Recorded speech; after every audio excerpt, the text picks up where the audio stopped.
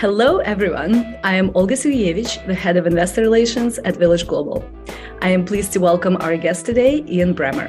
Ian is the president and founder of Eurasia Group, the world's leading political risk research and consulting firm, and GZERO Media. Ian brought the craft of political risk to financial markets, creating Wall Street's first global political risk index and establishing political risk as an academic discipline. Ian spends most of his time advising presidents of countries, companies, and investment firms, and this is his first time on our podcast. Ian, welcome. Thank you. Thank you very much. So what is the most memorable situation where you were asked for an opinion or advice? Probably right before the war in Ukraine by President Biden, as the United States was trying very hard to find a way to avoid what U.S. intelligence was making very clear was an imminent and unprecedented land war into Ukraine. Putin, of course, lied directly and repeatedly both to Biden and to many NATO allies that these were 130,000 troops that were engaged in training exercises, and they had no intention of invading. But the Americans knew very clearly otherwise. There was a very real and imminent understanding that if the Russians proceeded with that decision, that the costs, both for Ukraine and more broadly, were going to be immense. And so there was really an effort to try to do anything possible to stop that from happening. And on the one hand, of course, I mean, whenever you're in a situation like that, you are absolutely and 100% focused on doing everything you can to providing your best content, to trying to make a difference. And at the same time, you also know how hard it is. And I think one of the things that I appreciate from conversations like that, it's so easy to criticize actors from outside.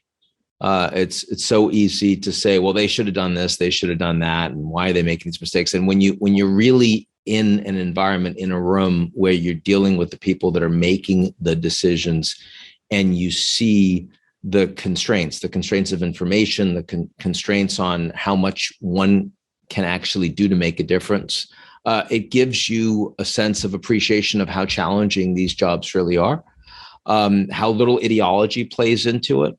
And it also, I just think it's both humbling, but also challenging to put yourself in the shoes of other people, which you need to do. And when I say other people, I don't just mean American decision makers. I mean Russian decision makers. I mean allies. All of these sorts of things. And the more you can remind yourself of that, I think the better off you are.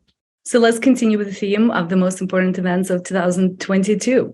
Walk us through some of the other events and their meaning in a broader context.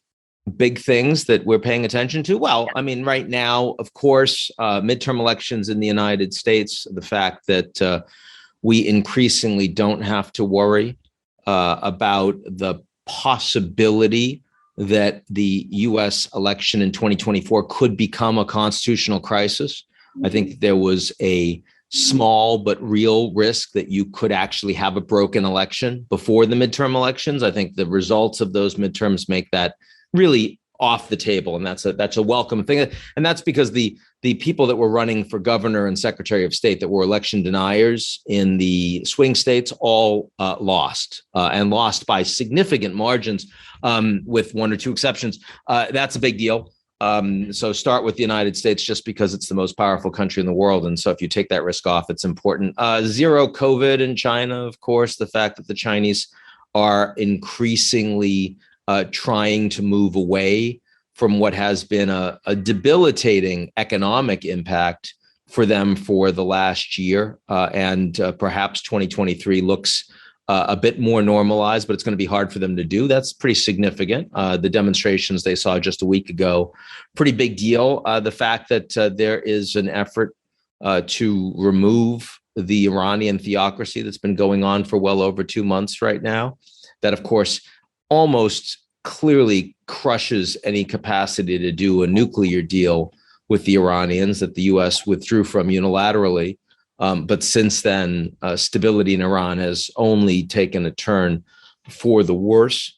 of course, the implications, you said geopolitical, and that's what I focus on, but the implications of inflation on supply chain disruptions globally, particularly on the developing world, higher levels of indebtedness, greater fiscal pressures from their populations to provide for middle and working classes that feel really challenged in this environment. And yet after 2.5, 3 years of pandemic, the ammunition that those governments have to respond to those challenges is much more limited than you'd like it to be. That's a really big concern as well. So, I mean, those are a few of the things that I would say geopolitically are probably the most important that have played through over the course of the year. So let's double click into a couple of these. Let's talk about China. What else is happening in China? And also, how do you know what's true? How do you get information about the events on the ground? How do you know that this is not fake news? Where do you get that from? How do you form your opinion? It's hard. I mean, the fact is that Chinese data from the government, there's a lot fewer data points publicly that are offered today than were before Xi Jinping became president. I mean, if you're an investor and you're thinking about investing in the second largest economy, the fact that it is increasingly hard to understand what's happening inside China is a risk that you need to be paid for. And that's a big problem. It's a growing problem. I don't see that changing. On the other hand, the Chinese economy is an integrated economy. We know in part how consumption is going in China because they are buying things with inputs from all over the world. And so, and they're stockpiling from all over the world. And so that can't be obscured. That's a real capital flow and goods flow. There are a lot of Westerners that have been working on the ground in China, a lot fewer during the pandemic than were before. And yet still, you do get a pretty good sense from those expats in, for example, how China's zero COVID policy has and has not been implemented. And plus, despite all of the censorship, the fact is there are a lot of Chinese with smartphones, and there are a lot of Chinese that use those smartphones to communicate with each other. And that also is information that gets out. The Chinese government clearly was not prepared for the comparatively small demonstrations that you saw, but still in all major cities across the country over the past weekend.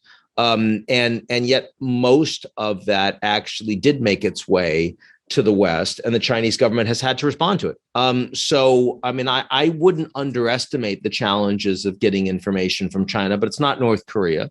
And a country of 1.4 billion people with that much interconnectivity globally is still a country that we have lots of ability to engage with and understand.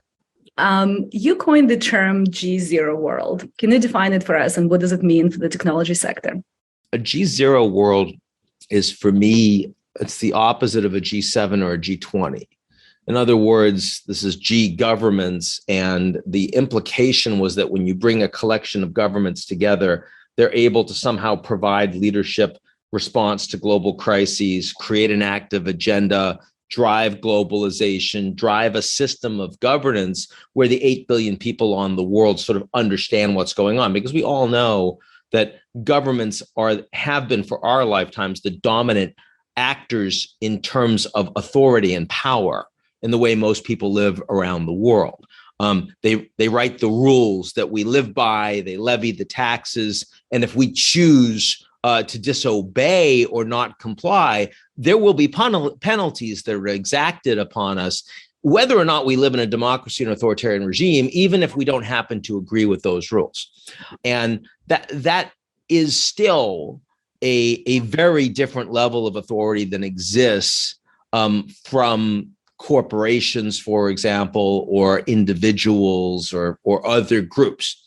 So a GZERO world is saying that despite that reality of power and sovereignty, that there is an absence of global leadership, that the United States is no longer willing to provide the sort of global leadership to act as the global policeman or as the architect of global trade or as the cheerleader for global values that it had, for example, at the high water mark of, say, 1989 when the wall came down or 1991 when the Soviet Union collapsed.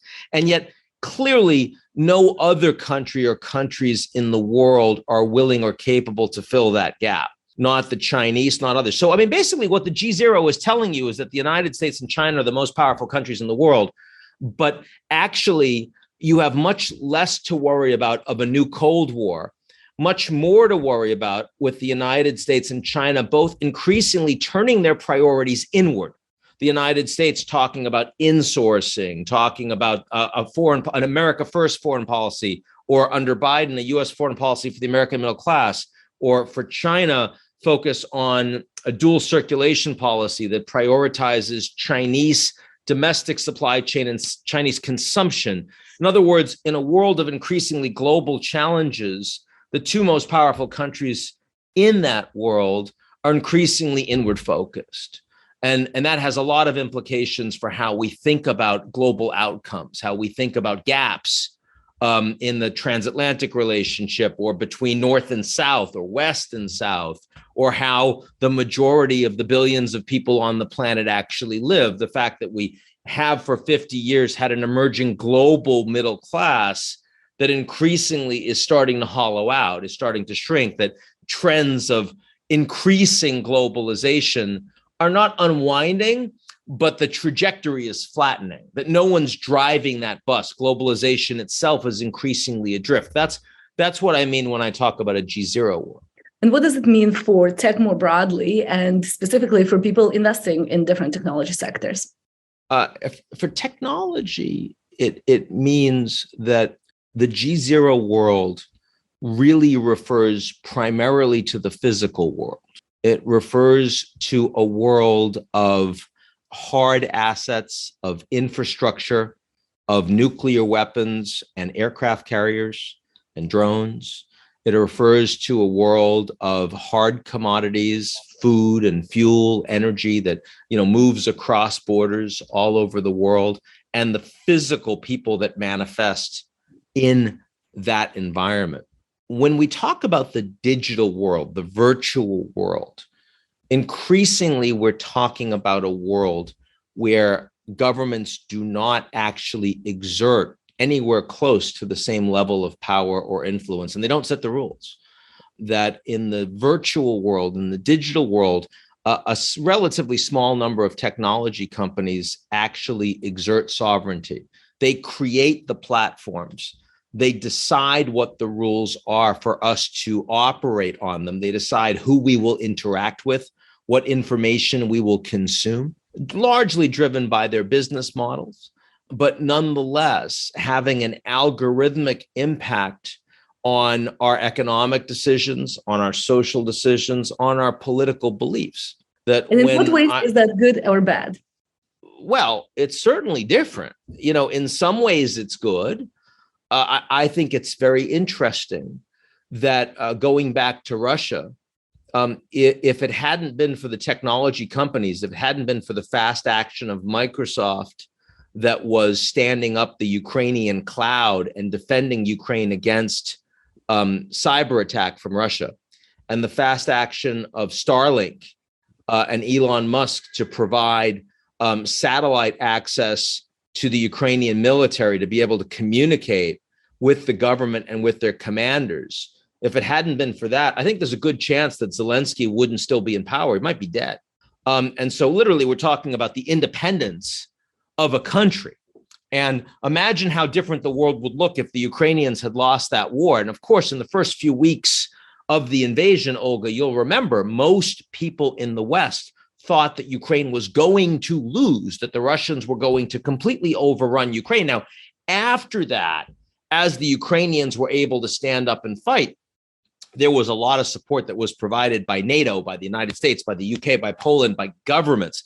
But the initial immediate response was from technology companies acting as sovereigns in that space. Now, I think that you and I would agree that that's a good thing, that we are thankful that an independent nation of 44 million people did not lose their independence from an illegal invasion from Russia because of the independent decisions made by two technology companies that are not in any way party to treaties, that could have made very different decisions just on the basis of the shareholders, the CEOs, or what have you, right? So that's a good thing.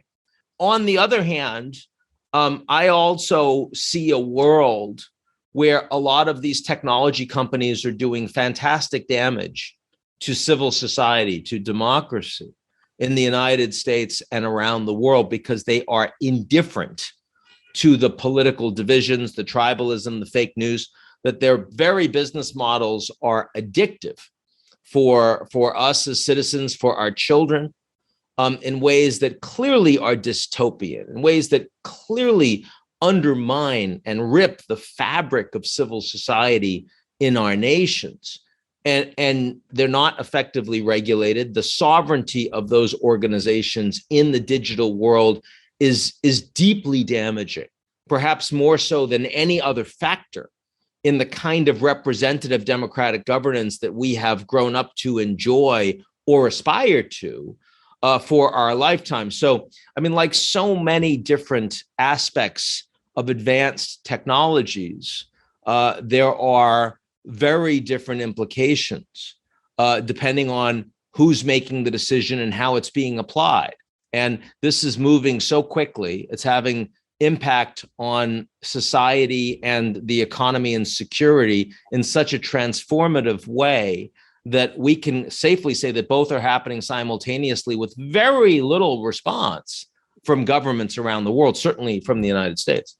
So as we see the impact of the technology sector growing and influence, obviously it's been on the agenda for many regulators in many countries.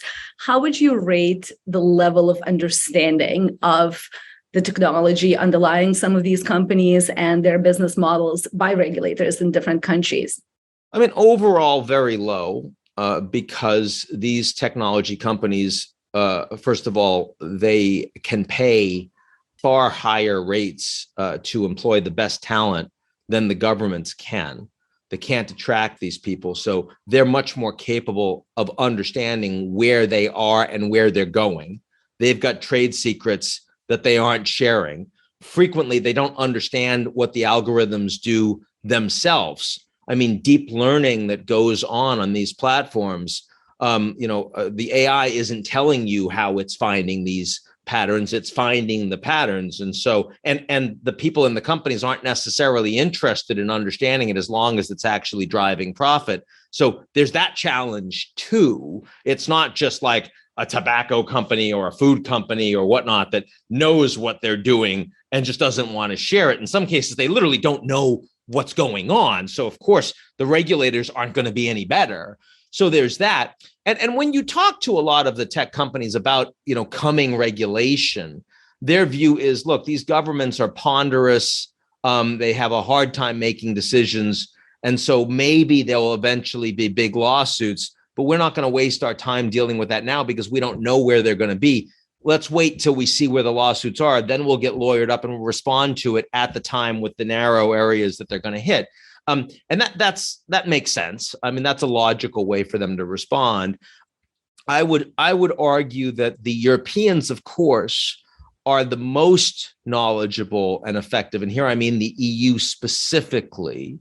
I mean, Margrethe Vestager and her team specifically, in part because the Europeans don't have the tech companies, so they're able to do a better job of attracting local talent than the US is. They're paying their bureaucrats more.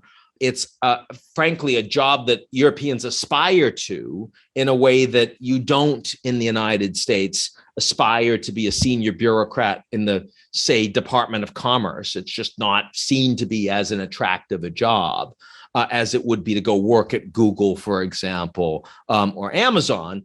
And also because that the Europeans actually have, the European governance has more power. It's the largest common market. So it has more impact in what they decide and what they do than many other governments actually do. And I would say that they are more capable than either the Americans or the Chinese on that front, frankly. But that, again, compared to the tech companies, none of them are close.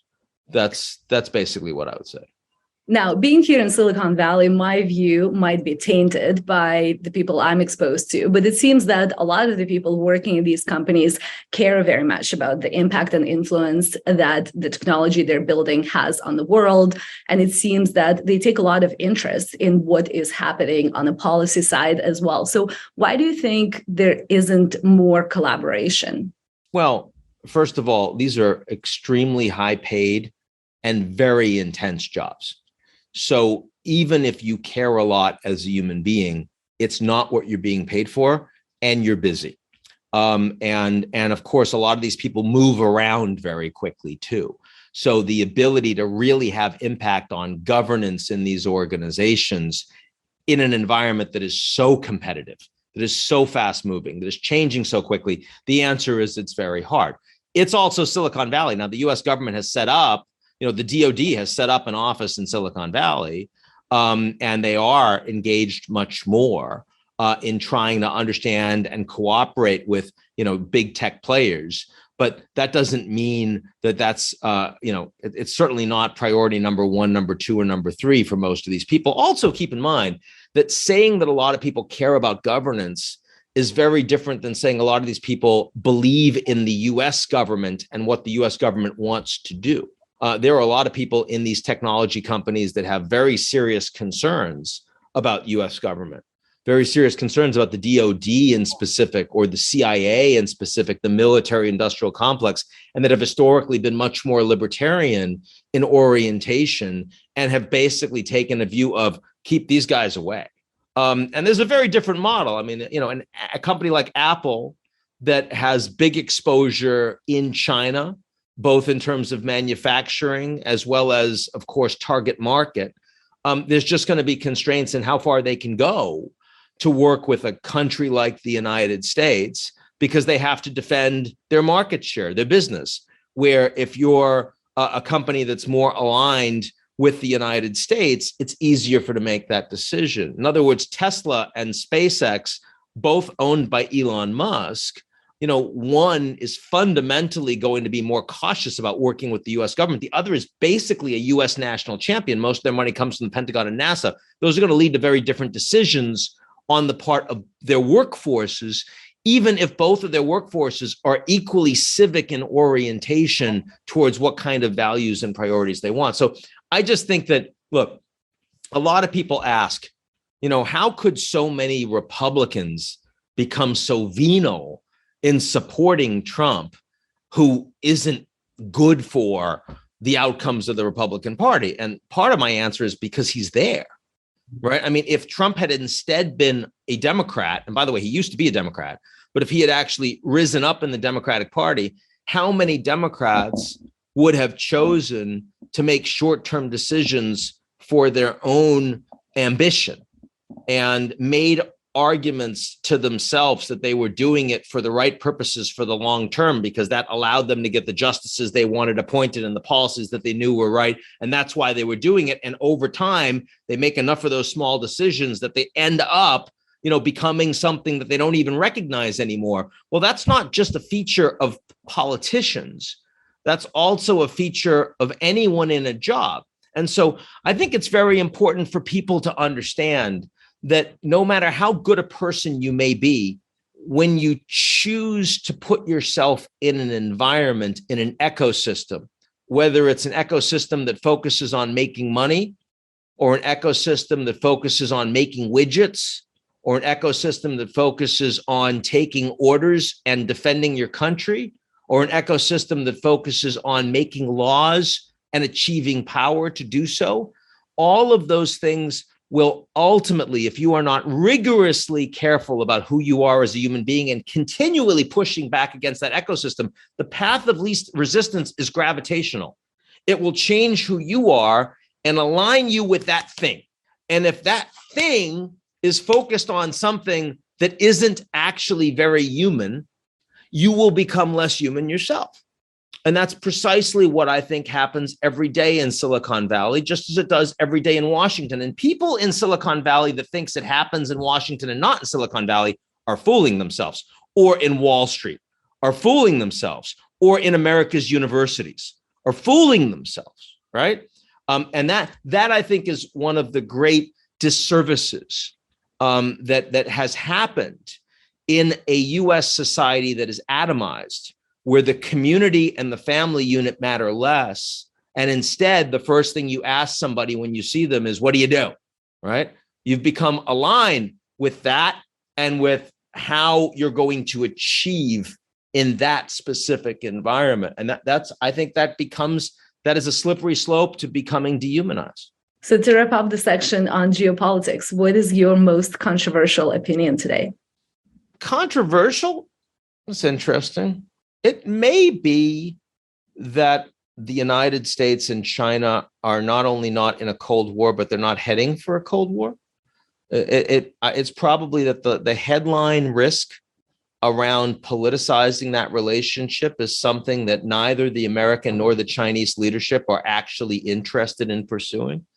And the level of interdependence between the two countries is massive and far greater than the tensions that exist over things like Taiwan and technology, advanced dual-use technologies. And that still defines the relationship. It's certainly not sexy to say that, right? And it doesn't imply any level of particular trust between the U.S. and the Chinese systems. And yet that is real and persists. I think that's probably my most controversial. It's certainly the one that would be the most rejected by the American foreign policy establishment, for example. Well, the fewer conflicts, the better that is. So what technology sectors are you spending most time on understanding, or people at Eurasia Group, and why? Well, I mean, AI, absolutely, because the way that algorithms increasingly affect human behavior and affects everything about it. I mean, the dramatic transformation. AI was going virtually nowhere for decades, and then in the last several years has just been completely explosive in the information that we consume, in the people we connect with, and how we perceive the world. In other words, AI has become deeply political without us knowing it, and that companies are using AI to do A/B testing, not on what makes for a better society, not on what even would make for more political stability and coherence, but rather specifically on what leads to more addiction. And I think that is perhaps the most disturbing and destabilizing trend that exists in technology today. There are others. Focusing certainly on offensive cyber capabilities, focusing certainly in some trends in biotechnology and genetic modifications for food, for example, and for species protection, for example, for climate change, carbon capture technologies, fusion technologies. These are very important, fascinating, still early stage, but have the potential to scale. Clearly, lethal autonomous drones, which from an insecurity perspective and the ability of non-government actors to really make a difference. I mean, just in the last 24 hours, we've seen the Ukrainians being able to attack deep into Russian territory in a way that they couldn't have even 6 months ago. The potential of this to transform insecurity for major government actors is overwhelming. So all of those things I think are really interesting, but AI, broadly speaking, and general AI modeling and what it does to society is the issue I'm personally most interested in. So let's move to the world of media. What's your information diet? Well, first of all, I have a company with over 200 people who are analysts. They're content people. And I'm fundamentally a content person. As you know, I'm not the CEO of the firm. I spend my time actually trying to understand the world and present that, not to run the organization. And that's part of the reason we've been successful. And so one of the first things I do is make sure that all of my analysts who are constantly engaged with each other as one organism, it's not a academic institution or think tank where they're working in silos. I need to make sure that I am getting the best of their insights. And they're pushing back against me if I'm saying something or writing something that they don't fully agree with.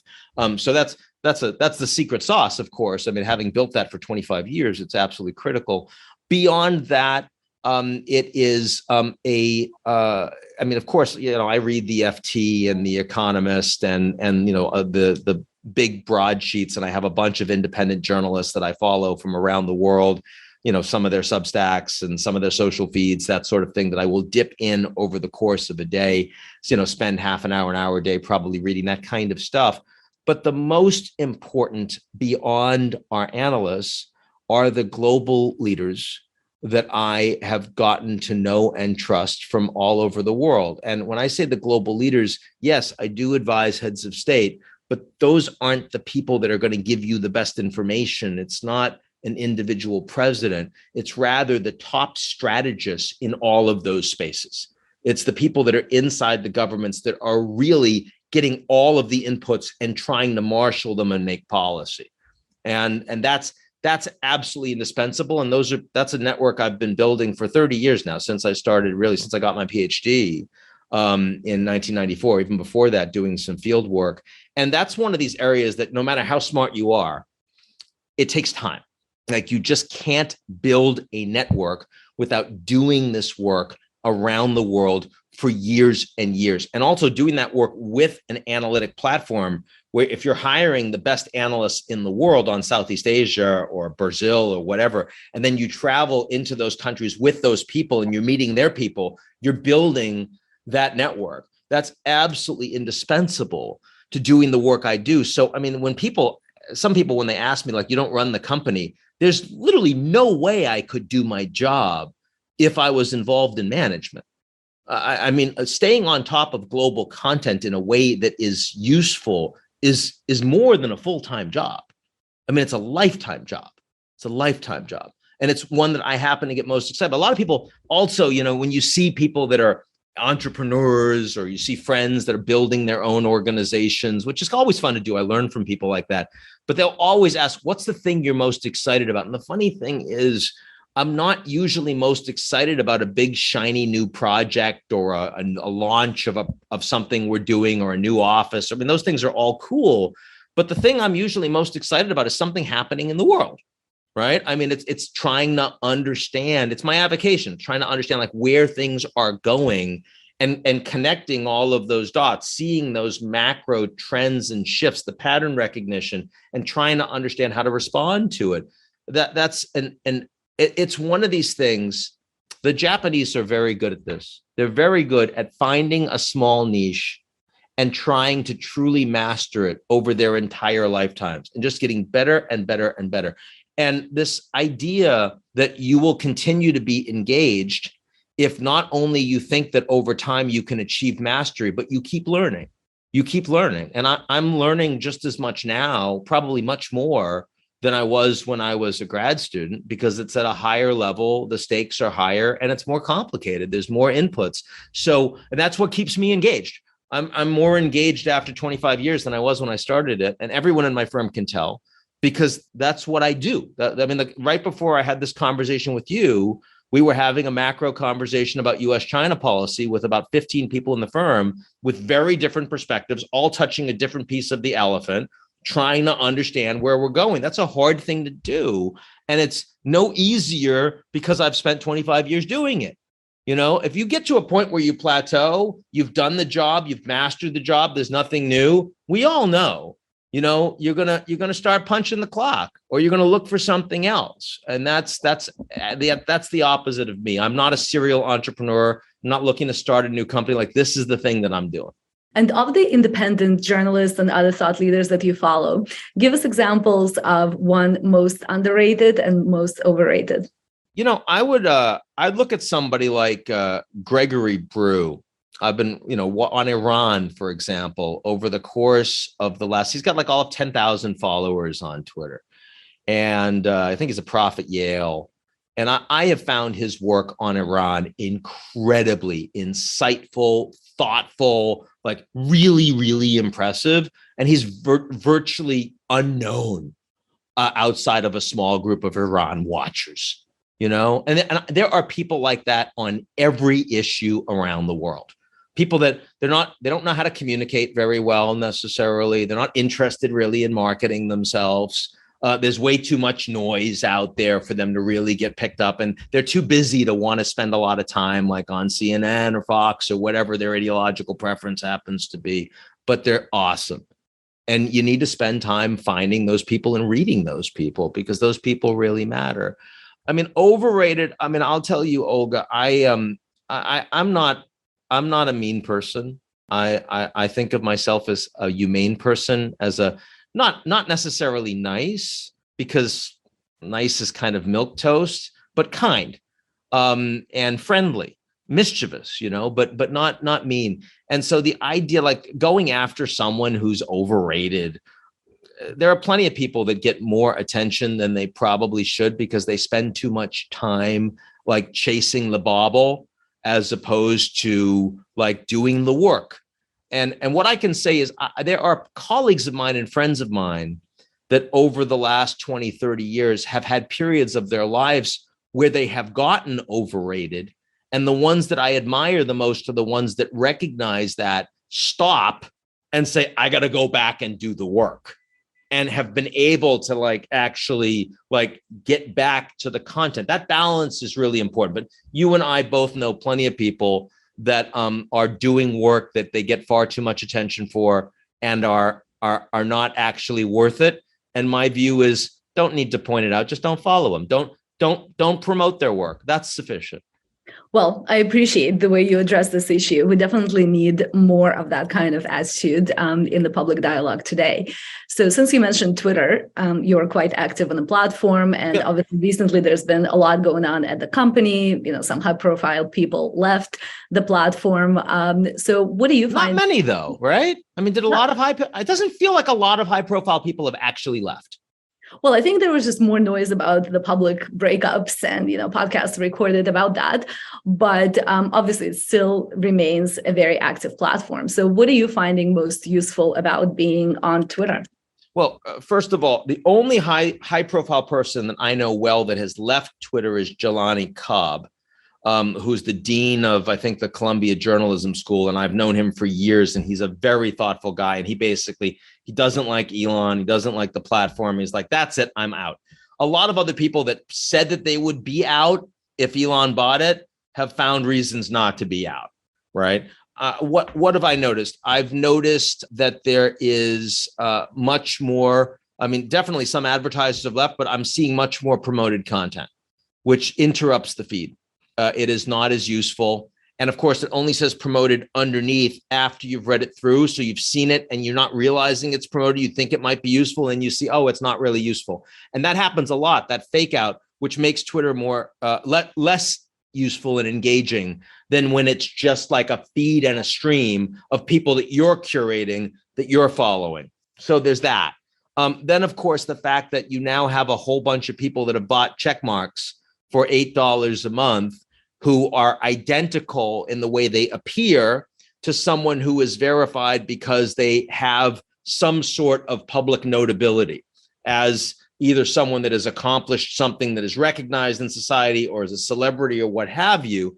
And of course, when you see the blue check mark, you've been trained to say, oh, that's something I should pay more attention to. But now you have to click that check mark to see if the person paid for it or if it's really notable. And you don't want to spend that much time. So frequently you won't. And anyway, you've already been addicted into saying that person's more important. And of course, it turns out they're not necessarily. Some of those people have 10 followers and they're just trolls. So that also diminishes the experience. So what I have seen so far in the last, whatever it's been, 6 weeks, 8 weeks since Musk has taken it over, I have found the platform to be less useful. It's interesting. I haven't actually seen my number of followers change. There've been some studies that have occurred. A whole bunch of right-wing influencers and politicians have had significant increases in their followership since Musk has taken over. A lot of left-wing have seen a lot of diminishing of their followers. Mine has stayed almost identical, which is interesting. I don't think that means that people see me necessarily as a centrist straight down the line on everything. I think it's just that I've seen a lot of churn. I've seen 1,000 people will join and then 1,000 people will lose. But there's clearly been like a lot of people, a lot of trolls and bots that are either coming on or being purged, probably both simultaneously. And I don't spend enough time on the platform to know what the hell is behind that. But those are my impressionistic views of how it's changed. So let's talk a bit about Eurasia Group. One of the things that I find most interesting about your story is that you were able to find your passion, find a way to get paid for doing what you love and build a big business from it way before Substack enabled that for a lot of independent creators, journalists, etc., many decades before. So tell us a little bit about the story of how you created Eurasia Group. I think like anyone with a real passion, or at least 90+%, the passion wasn't about how to make money with it. The passion was it's something I really wanted to do. And if it's something you really want to do, you will find a way to do it. So the first several years when I started Eurasia Group, I personally wasn't making any money. I was putting every dollar I made back into the firm, and the amount of money the firm was making was me to start, was de minimis. But the idea, I started as a political scientist. I got my PhD at Stanford. I taught there for a couple of years. I was very, very young. And I really wanted to be an applied political scientist. I wanted to take poli-sci and do something with it in the real world, right? It's like, I want to make love on a rail train. I want to do something in the real world, right? And especially because as a kid that grew up in the projects, the idea of being an academic was not going to be respected. Like, I needed to have a real job. I need to go and do something. And I was surprised that PhDs from political science were not hired into real jobs. So it wasn't that I had an idea to start a company. It was more that this is what I wanted to do. I wanted to apply my learning about the world. And in this point, particularly the former Soviet Union, which had literally just collapsed as I was doing my PhD. So suddenly 15 new countries that had just been created from thin air that were going to somehow integrate into a new global order. That's pretty fascinating. And I was right inside it. I mean, I knew personally a lot of the first presidents of these new countries because I knew them when they were dissidents, because I met them when I was doing my field work. And even in some cases, like the first president of the Kyrgyz Republic, I invited him to come and do a talk at Columbia University. That's a pretty unique position for a kid to be in. So of course I wanted to do something with that. And so I met, a lot of people that were in big companies that had policy orientation. And they were very interested in talking to me. They were very generous with their time, but they didn't have jobs for a political scientist, at least not to be a political scientist. So eventually, as I was building this network, I moved to New York and I was talking to them. I basically said, well, if you're not going to hire me, but you clearly respect me and find me interesting and being very generous with me with your time, which matters a lot more to you than like a small amount of money. Well, if I started something, would you become a client, whatever the hell that means? And they said, sure. And so that's how it started. It wasn't like there wasn't a business model. I didn't raise it. In fact, I never raised any money. So this company, which, this year, this 2023, we're expecting 250 people. That's if we get all of our hires done, we'll have 250 folks at the end of the year from scratch, right? There was never a plan to build that. There was never any money raised to do that. It's all been organic, but it's all been organic on the basis of my personal passion to understand the world, to build a platform that could understand the world as authentically as humanly possible, and then to bring that to people around the world, which you would think really exists but doesn't. The organizations that do that are either like think tanks that really do focus on a very policy establishment, US-centric or Anglosphere-centric perspective on the world, which is very, very narrow, or they're lobbying organizations. They're like icebergs. You don't think they're lobbying organizations. You think they're telling you about the world, but actually underneath they've got an agenda. And my agenda is really a global platform that can best understand the world. It's like Wikipedia, but in real life, and so that I don't know, that feels like a life passion. We're not close to achieving what I think we can do in this space. But it is exciting to have enough people and enough adults that know how to manage that we can drive a lot more impact in what we're doing right now. So why are you not achieving what you think you could? Was the biggest constraint? People. It's not competition, and it's not the global marketplace. It's that, you have 250 people, and so for example, we're finally opening in India. We're finally opening in the Gulf. There's plenty of business for us in those places, but you have to actually have a senior person that understands the organization that you can put in place in those places that is, that is capable of delivering what the firm is and being the culture of the firm. And you have to do that without the wheels falling off in the rest of the firm. Like, this is an opportunity rich environment for what we do. And it is incumbent on us not to take 30 shots on goal in 2 minutes. But instead, because, for me, a 250 person organization sounds super exciting, but in the context of global business, it's nothing. It's tiny. Our brand is vastly greater. Our influence is vastly greater than our capacity to implement and execute on that. If you think about the heads of state and the CEOs that we engage with that are in our network, that value us, that care about us as an organization, we don't remotely have the ability to actually execute on all of that. So it's like drinking from a fire hose, one of the most overused expressions in the world. I try never to use expressions like that, but there is a bit of that. And so you just have to be, I'm someone who has, I keep lists of all of the great ideas we have. Sometimes I take things off the list. Mostly I don't. Mostly I keep them on the list, but recognize I can't do that yet. I can't do that now. I have to keep it in mind, but I have to wait until I have the capacity to implement on that. And that's the fundamental constraint on growth. And what's your secret to attracting and retaining the best talent? Honesty, being who you are. People are attracted to the brand because they identify with who we are and what we do. This is not an organization focused on maximizing profit or clicks or eyeballs. This is an organization that actually really does have a mission that matters for the world. We're not political activists at all, except in the most existential way. We're activists about wanting people to better understand the world and wanting to help change how they behave and what their missions are to get them more aligned with what the world is and where the world is going. But we're agnostic about what that is because we don't pretend to know it all.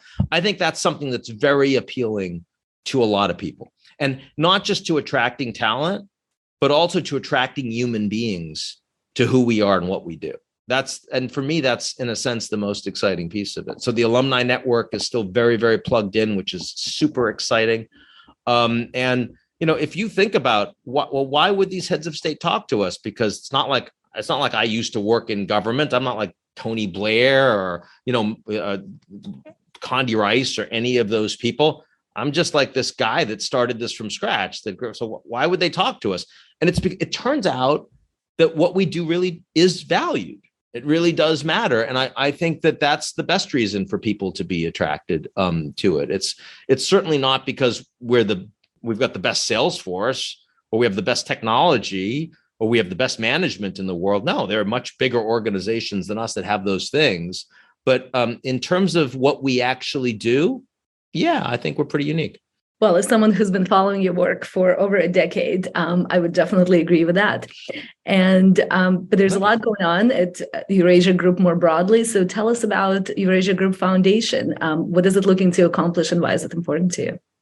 It's still small. It's all of like a couple $1 million a year that we're devoting, to the outcomes right now. But it's not nothing compared to where we started. And it's really about trying to take the information and the capabilities, the knowledge that we have, the production values we have, and bring them to the people that otherwise wouldn't have exposure to it. When I was a kid, Schoolhouse Rock is part of how I learned about the Declaration of Independence and how a bill became a law. And Junior Achievement when I was in high school was how I learned about how America works and how companies work. Well, what are we doing to get information about how the world works to young people, particularly underprivileged young people, both in the United States and around the world? And the answer is there's nothing in my business that does that.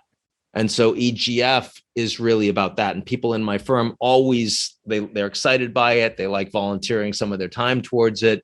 EGF itself has hired, I guess we have about 6 full-time people now and a bunch of consultants, a bunch of fellows that are oriented towards that. And over time, maybe we can do more with it. So for me, if you ask like what on my philanthropic orientation, it would be really towards training and education. That's for me, the most exciting thing is engaging with young people and getting them turned on to this kind of thing, and maybe creating more people that want to have the kind of life and aspirations that I have and that I grew up with, kind of improbably, given my mother and given, sort of what I was like when I was a kid that didn't have the kind of exposure to that stuff. I think that's kind of what we're trying to do. And in the last few minutes that we have left, what is something about you, your company or sector that you find people often misunderstand? That's funny. I think as I get better known, I think a lot of people presume that especially in a public policy type space, people presume that I grew up some incredibly wealthy, connected white kid, and they got the white kid right. But I grew up with absolutely nothing. I will say, one of the things that offends me about Trump is how he tried to create this message of he built it himself when he inherited all this money and started, his firm because his dad was rich and incredibly well connected. And to the extent that I have a fundamental systemic bias in my company, it's against people who clearly came from network and money, because I just don't think they work all that hard. Like they have to convince me that they're willing to try harder since it all came so much easier to them than it came to me. Most of the things I tried failed, and the network I built, I had to build literally from nothing. Now, I was massively, massively advantaged by being born in the United States as a white male. I get that. But still, at least I grew up working class, single mom, no high school education, and in the projects.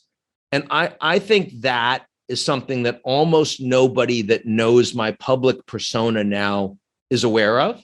Not that I necessarily care that much, but I do think because almost everyone in the policy space comes from people that are networked and wealthier, I think it's really valuable. I think part of the reason why our organization is so different is because I don't have that background, and I'm more willing to call bullshit when I see things that feel like groupthink that come from that background. So maybe that's the thing that's most different, or that people most misunderstand. But I will say, I don't think that happens that much and with intentionality. I think it's a presumption. But most people that follow me and know me, my personality, my public personality and my private personality are not very different. In fact, I've done an awful lot to organize my life in ways to ensure that can be true. I find having to pretend to be something that you're not actually stressful. And you and I talked about this earlier in the conversation a bit when we talked about Silicon Valley versus Washington versus Wall Street. I've never been oriented to taking any of those jobs, in part because it would be stressful for me to have to align my person with a bigger organization that wants me to do something that I don't want to do. So the fact that I get to own my organization and construct myself in a way that feels authentic to me not only makes me happier as a human being, but I think it comes through to people. And as a consequence, I think most people that get to know me, even ephemerally, don't misjudge me that badly.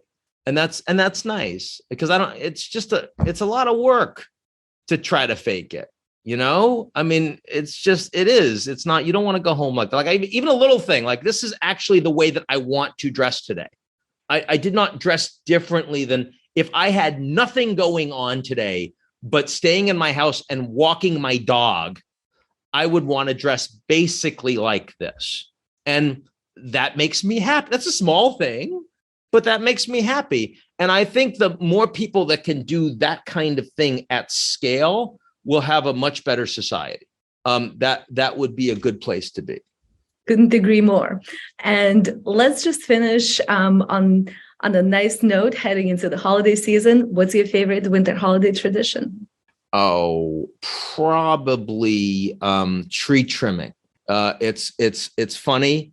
My good friend Carl Bildt, the former Prime Minister of Sweden, was here in New York a couple of years ago.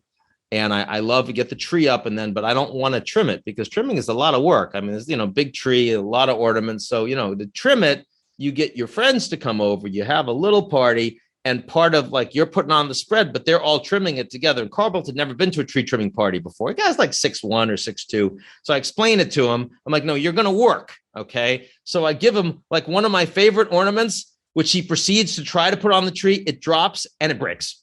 One of my favorite ornaments. It wasn't expensive, but I really like this ornament. Bam.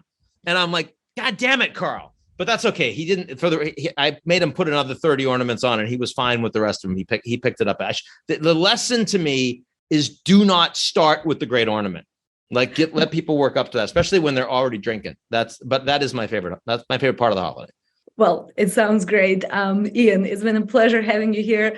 Thank you so much for all your insights. And hopefully we'll have many more of these conversations. My pleasure, Olga. Thanks so much.